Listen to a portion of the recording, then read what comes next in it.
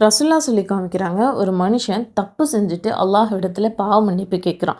யா அல்லாஹ், நான் அந்த தப்பு தெரியாமல் செஞ்சுட்டேன், இனிமேல் நான் செய்ய மாட்டேன்ற மாதிரி மனம் வருந்தி அல்லாஹ் இடத்துல தௌபா கேட்குறான்.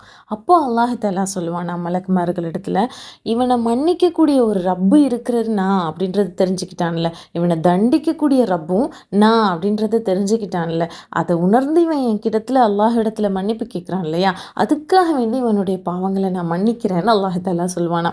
இன்னும் கொஞ்சம் காலம் போய் திரும்பவும் அந்த மனுஷன் தப்பு செய்கிறான். அல்லாஹ் இடத்துல பாவ மன்னிப்பு கேட்குறான்.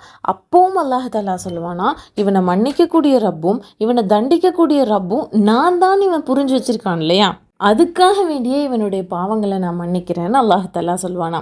திரும்பவும் கொஞ்சம் காலத்துக்கு பிறகு அந்த மனிதன் மறுபடியும் தப்பு செய்வானா. அப்பையும் அல்லாஹ் இடத்துல, யா அல்லாஹ், அந்த தப்பை நான் செஞ்சுட்டேன், மன்னிச்சிடுன்னு சொல்லி கேட்கும்போது அப்பையும் அல்லாஹ் தஆலா சொல்லுவானா, இவனை மன்னிக்கக்கூடியவனும் தண்டிக்கக்கூடியவனும் நான் தான், இவன் புரிஞ்சு வச்சிருக்கான் பாரு, தெரிஞ்சு வச்சிருக்கான் பாரு, அதுக்காக வேண்டியே இவனுடைய பாவங்களை நான் மன்னிக்கிறேன் அப்படின்னு சொல்லிட்டு அல்லாஹ் தஆலா சொல்வானா.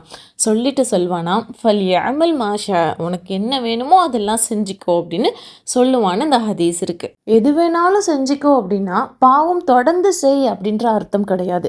சின்சியரான தௌபாவுக்கு அல்லாஹ் இடத்துல கதவு எப்போதுமே ஓப்பன்றதை தெரிஞ்சுக்கணும். மனுஷனை அல்லாஹ் தவறு செய்யக்கூடியவனாக தான் படைச்சிருக்கான். மனுஷன் எவ்வளோ தப்பு செஞ்சாலும் அது எவ்வளோ பெருசாக இருந்தாலும் அதை விட பெருசு தௌபாவுடைய கதவுன்றதை தெரிஞ்சுப்போம். அஸ்ஸலாமு அலைக்கும் வரஹ்மத்துல்லாஹி வபரகாத்துஹு.